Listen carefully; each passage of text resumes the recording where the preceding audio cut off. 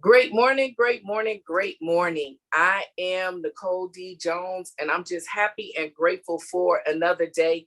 I'm happy and grateful for life. I'm happy and grateful for you. You know, I say it every week. I'm going to keep saying it. I don't take it for granted. I don't take it lightly. Thank you for your accountability, your willingness to walk, especially this season of my journey, out with me. I was actually speaking to someone this weekend, and that's when I realized like it was only through the 21-day boot camp that I did under Nicole D. Jones LLC and the morning mindset calls that I really, this is kind of like my safe place for what I go through when it comes to my dad. So I want to thank you for being accountability for me and willingness to just come on Monday morning, take 30 minutes out of your busy day, your busy schedule, just to kind of meet me for whatever reason. I do appreciate it. Whatever your reason is, I just want to make sure you guys knew my reason. And what pushes me definitely is knowing that at least one person's on the other side of this call. At least one person is willing to sit on this line and let me share my heart, how it is, you know, and just the safety of being able to be transparent and be me unapologetically. So for that, I am happy and I'm grateful for you. Of course, I want to remind you that we are all healthy, we're wealthy, we're prosperous, and everything that our hands go to touch, it must, it shall, and it will manifest, prosper, and grow great things because we're great. Okay. I don't know if y'all really realize that or know that. If you don't say it to yourself every day, I'm glad to know that when you're going down a path that maybe somebody or yourself takes you down to make you feel like you're not worthy, you're less than, you're unappreciated, you're not necessary, you're not needed. By faith, I believe that you hear me telling you that you are relevant, you are necessary, you are needed, you are healthy, you are wealthy, you are prosperous, that you are not defined or dictated by situations or circumstances because situations come and go. You are who you are. You are who you are unapologetically. You are who you are because you do know how to submit. You do know how to be humble. You're not arrogant. You're not proud. You're not the problem. You are always the solution. Okay. It's who we are. Okay. And it's interesting because I want to say, I mean, it's probably been at least 3 weeks ago now. I was talking to my homie. I got so, you know what? I always say that, and y'all probably think I got like a whole lot of homies. I really don't. I talk to a lot of people. I'm like my dad. I never meet a stranger, but I keep telling y'all really don't want me as a friend because my friends get frustrated with me. Okay. But anyway, that's a whole nother subject. I was talking to Danielle. Y'all hear her name because she is one that I talk to often. It's only a couple of people I talk to often, but I was talking to Danielle, and interesting enough, she had asked me a question. She said, Nicole, I know you talk about being who we are unapologetically through submission and humility. And she began to share with me, like, what did I mean about by submission? And so we had a really great conversation in regard to that and just a vision of what I see.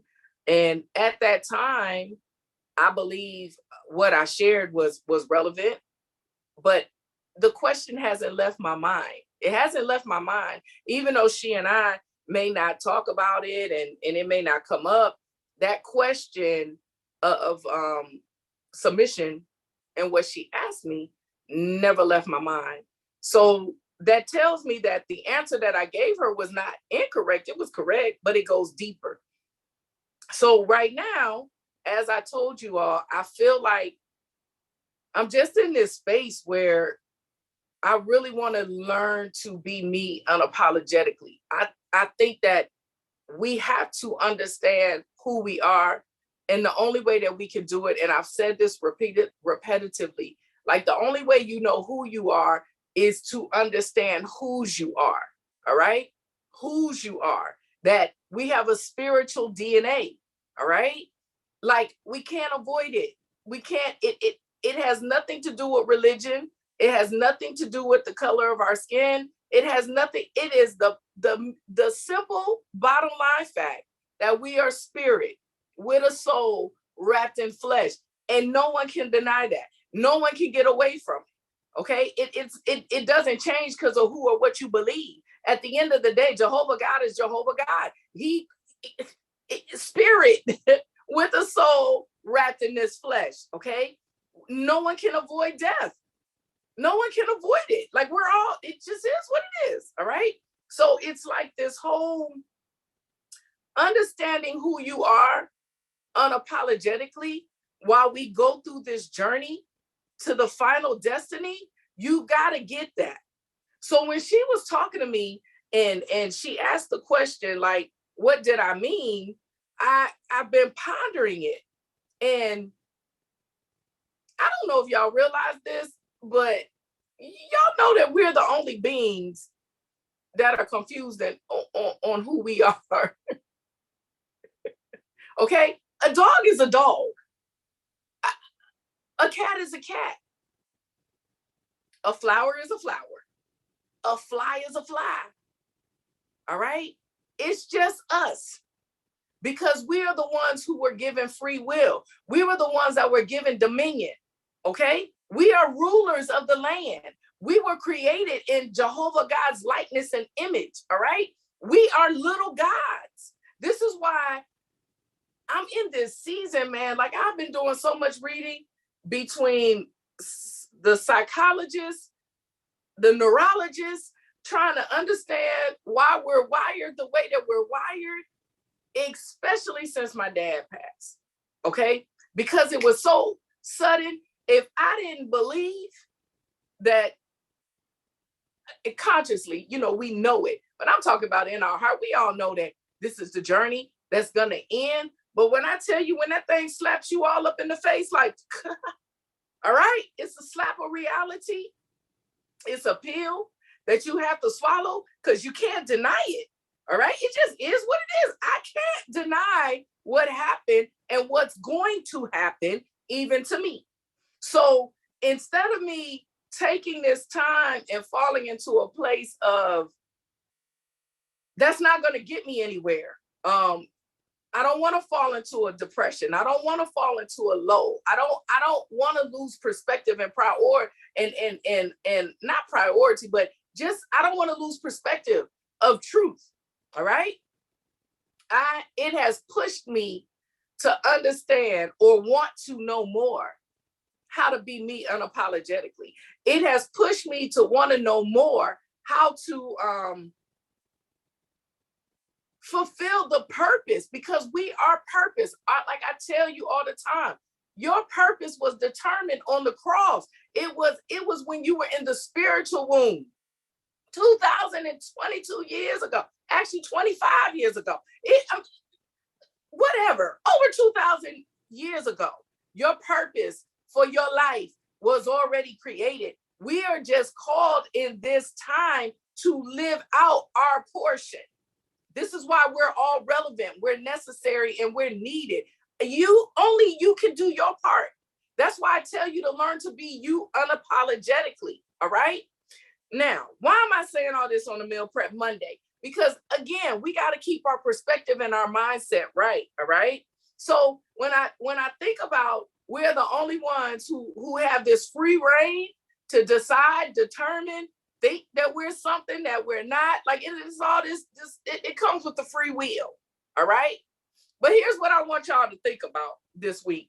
Because remember, we're learning to be who we are unapologetically through a posture of submission to Jehovah God that'll birth out humility, not arrogance and pride. So the first thing you need to understand in this free will thing that we've abused, now, we're the only ones who have it.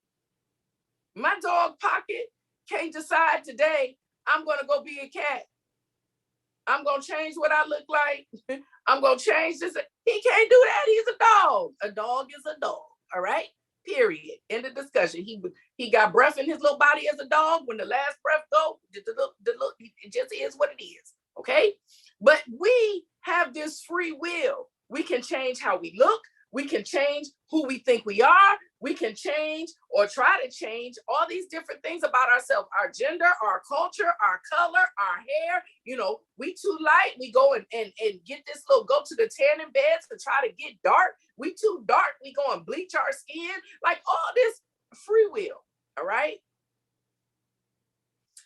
But I need you to understand that in order for you to be you unapologetically, in order for you to be who you've been created to be, you need to understand that this free will creates a false us.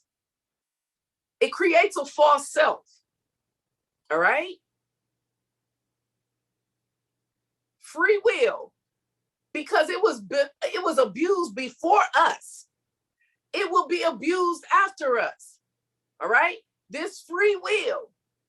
The free will is really where Lucifer has his opportunity to play with you. Y'all remember the Prince of the Air? Because we're spirit beings here on earth. So when we begin to understand who we are, we'll understand that we're unique. No one can be me. As much as I try to change me, as much esteem that is broken in me, as much as I don't like about me, at the end of the day, I am me. I can't ask Danielle to be me. Danielle can never be me. All right? I can't be Danielle. God created me to be me. He created you to be you. So we got to stop allowing people's thoughts about us, their words that they try to label us as. We got to stop allowing situations, our money, our circle, all these different things. We got to stop allowing it to be who we are, because it's not us. All right?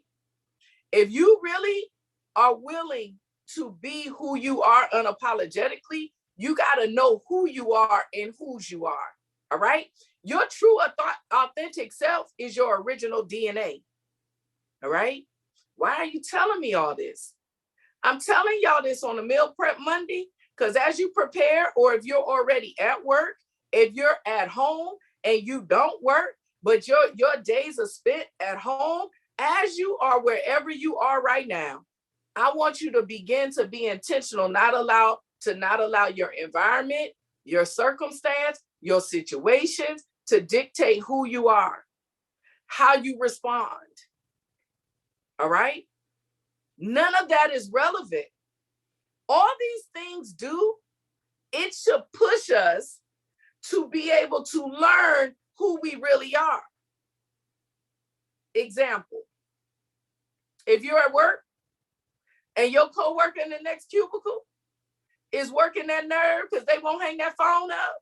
Now, you the one who got in trouble. See, you already mad that your boss checked you and told you to keep your phone off. But yet the little girl in the cubicle next to you talk all day and ain't no one said nothing to her. First of all, you bitter.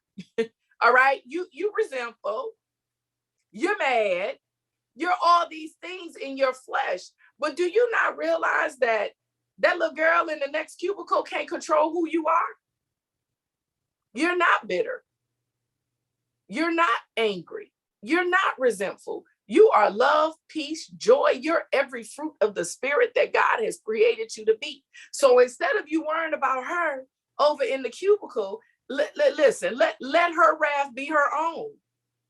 Take some time to understand why you feel the way that you feel. And when you can do a self-examination, one or two things gonna happen. Either Jehovah God gonna remove that so that you won't have to deal with it, or he's gonna allow you to know that you're where you're not supposed to be.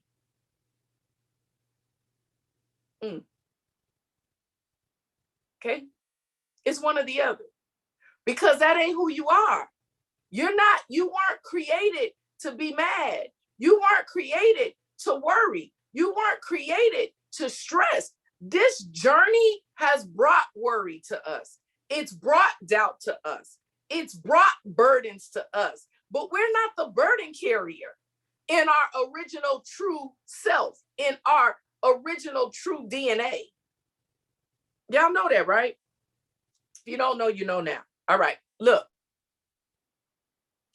The reason I keep saying you need to know who you are and whose you are, you got to know who you belong to, because the more you begin to look like who you belong to, the more unique you become. Now, you think about it. Since my dad has passed, everyone's like, you're so much like your dad. Norman ain't went nowhere. He right there with you. Now, sometimes that's a good thing. Sometimes it's a bad thing. And sometimes it's a compliment. Sometimes it's a curse. Okay. Listen, because he was very sarcastic. Some people thought he was funny. Some people did. All right. Some people liked him. Some people were offended. But everything I just said, if you really think about it, people think that way about me too. I offend some people. Some people are offended. Some people love me. Some people like me. Some people don't. I could say the same thing. Some people understand my dry sarcasm. Some people don't. All right. But it's funny to me because now that he's passed, they say it more. Like, you just like your dad, or, you act just like him. Again, sometimes they're referencing good. Sometimes they're referencing not so good. But here's the thing. Because he's my father, because he's who I came from, because he's who raised me, because he's who has helped impart in me who I am, the way I think, what I do, right? I look like him. So now you think about your original DNA. You think about who you are, because we're spirit first. So the more that you hear and you allow God to train you up, raise you up, you begin to look more like him. All right. But looking like my dad, naturally, spiritually, it enhances my uniqueness. Because we were all created unique. That's why there's only one you. That's why we don't have to go around hating and being jealous of each other, because no one can be the best version of you but you. No one can be the best version of me but me. So you don't have to look to the left or to the right with hate or envy or anything else. Keep your eyes on you, because the more that you deal with you, the more unique you begin to be seen as, and the ones who are supposed to be a part of that and gravitate to that will. The ones who don't will be let go. They'll be let go. They'll be moved away, because your God ordained path will begin to come the way it's supposed to, and it'll be well with your soul. Okay?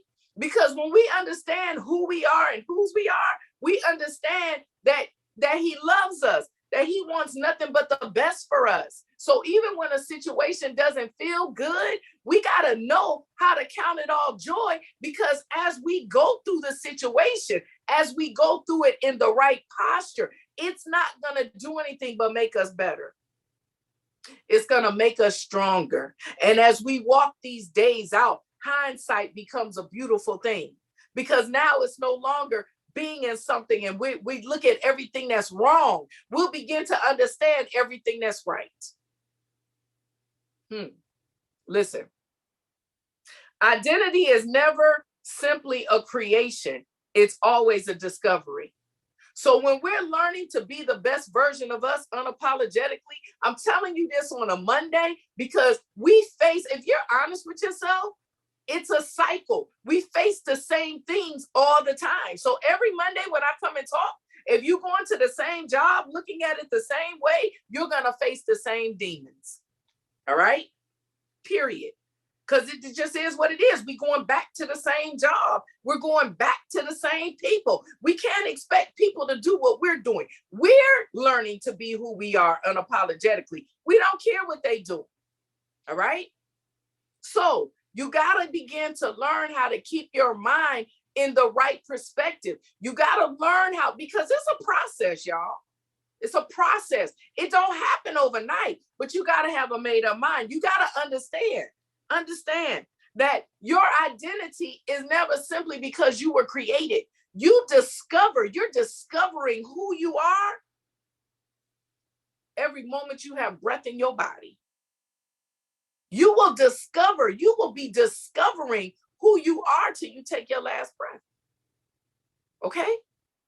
Because our mind can't even grasp in the fullness of how much God loves us, how wonderfully made we are. Okay? This is why you find people who walk in arrogance and pride, because they done grabbed a piece of something. They done grabbed a piece of truth. Okay? Of truth. Because God has made you beautiful. He's made you the lender, not the borrower. He's made you the head and not the tail. But see what happens in this free will, in this false self that we got, because life comes and brings all this stuff to us. We pump ourselves up instead of pumping up who created us, because as we pump up who created us, it brings about a spirit of feeling of honor. I love my dad. I honor him all the days of my life. It doesn't matter if his days ended. I will never stop honoring him. Okay? When we begin to understand the love, when we begin to understand our true self, it puts our emotions in the right place. So even though he's gone naturally, ask anybody, all right? Because he's alive in me. When it comes to anything with my dad, I will not talk about him disrespectfully. My posture will never be in anger or wrath. It will always be honor, respect, humility, all these different things, because I have been able to grow into an understanding of who I am because of who I belong to. That's the natural part, okay? But above all of that, what makes me stay in a certain posture is because I understand who he is, who he was to God. And it's an honor to me that he was my dad.